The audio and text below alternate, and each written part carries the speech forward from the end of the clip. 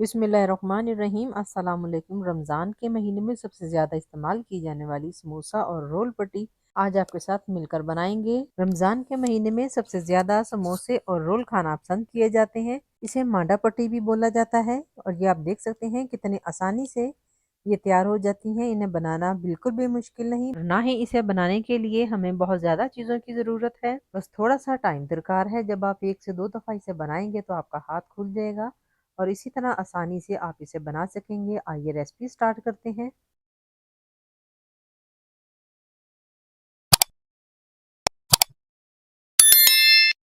मांडा पट्टी बनाने के लिए सबसे पहले हम मैदा लेंगे। मैदे को अच्छी तरह छान लेंगे। 2 कप मैदा लिया है। जब भी पहली दफ़ा कोई रेसिपी ट्राई करें तो थोड़ी मिकदार में बनाएं, ताकि अगर ख़राब भी हो जाए तो आपको डांट ना पड़े। वैसे ये रेसिपी परफेक्ट है। इसे बनाने के बाद आपको शाबाश ज़रूर मिलेगी। अब इसमें हमने 1 टीस्पून नमक शामिल किया है और 3 से 4 टेबलस्पून ऑयल शामिल किया है। इसके बाद इसे हम अच्छी तरह से मिक्स करेंगे और हल्के हाथ से पानी शामिल करते हुए मैदे को गूंद लेंगे अच्छी तरह से।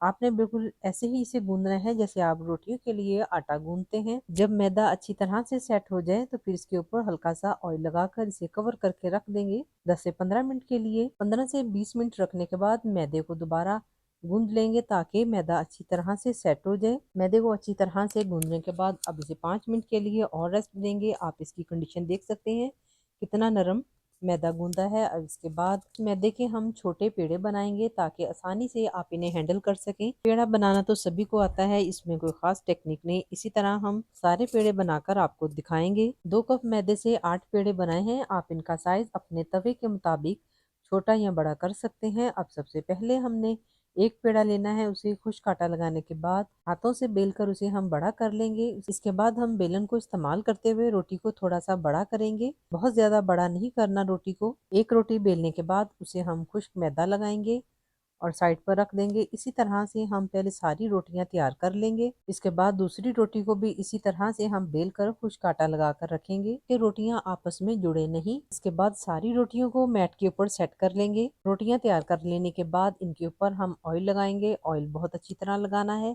जितनी अच्छी तरह हम इनके ऊपर ऑयल लगाएंगे उतनी ही आसानी से ये अलग हो जाएंगी।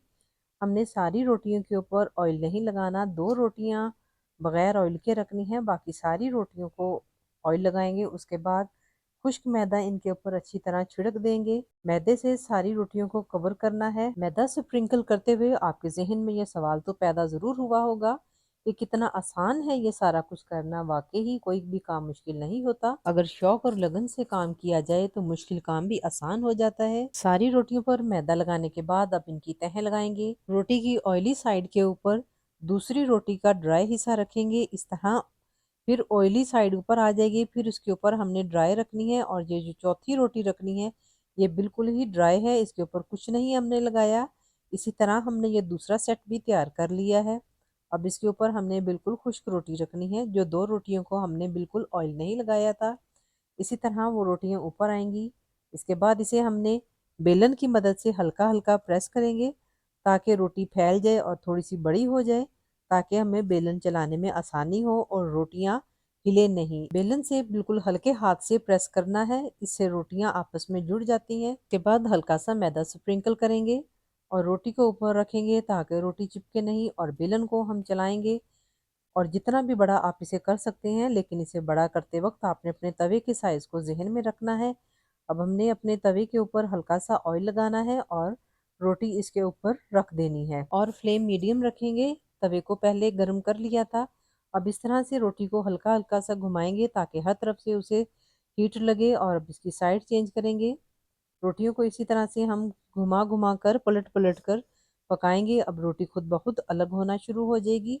फिर आपने इन्हें तरह से फोल्ड करते हुए आसानी से अलग कर लेना है और रुमाल में कवर करके रखते जाएं। इसके बाद हमने फिर इसकी साइड चेंज की है। अब दूसरी साइड से भी रोटी खुद ब खुद अलग होना शुरू हो गई है।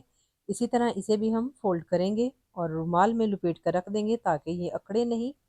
इसी तरह से जो 2 रोटियां हैं उन्हें भी इसी तरह हमने अलग कर देना है। इस तरह से कम रोटियों की तहें लगाकर अगर आप मांडा पट्टी तैयार करेंगे तो बहुत ही आसानी से घर में आप तैयार कर सकते हैं। ये बहुत ही नरम समोसा और रोल पट्टी तैयार हुई है। एक गरम गरम रोटी के ऊपर हल्का सा ऑयल लगाएंगे और दूसरी रोटी ऊपर रख देंगे। इसी तरह उसके ऊपर भी ऑयल लगाएंगे और फिर तीसरी रोटी इसके ऊपर रखकर उन्हें हम कवर कर देंगे। यहाँ से मांडा पट्टी बहुत ही नरम रहती है। इसके बाद दूसरा सेट भी हमारा तैयार हो गया है। रोटियां बहुत गर्म होती है। जो बिगनर है इस तरह से रोटियों को आसानी से अलग कर सकते हैं, लेकिन हाथ से अलग करने में अपना ही मजा है। उसके बाद चॉपिंग बोर्ड पे उसी तरह से हम 4-4 रोटियों के सेट लगाएंगे और इनकी कटिंग करेंगे। समोसा पट्टी बनाने के लिए सबसे पहले मैं इसकी मेजरिंग आपको बता दूं। 3 इंच चौड़ाई रखेंगे और 9 इंच हम इसकी लंबाई रखेंगे। नाइफ की मदद से भी आप आसानी से इसकी कटिंग कर सकते हैं। साइड से जो पट्टी अलग की है इसे हमने ज़ाया बिल्कुल नहीं करना। इनसे आप मिनी समोसे भी तैयार कर सकते हैं या फिर आप दही बल्ले या चाट के लिए पापड़ी तैयार कर सकते हैं। समोसा पट्टी की कटिंग मुकम्मल हो गई है। इसके बाद जो मांडा पट्टी बची है उसके हम इसी तरह से रोल तैयार कर सकते हैं।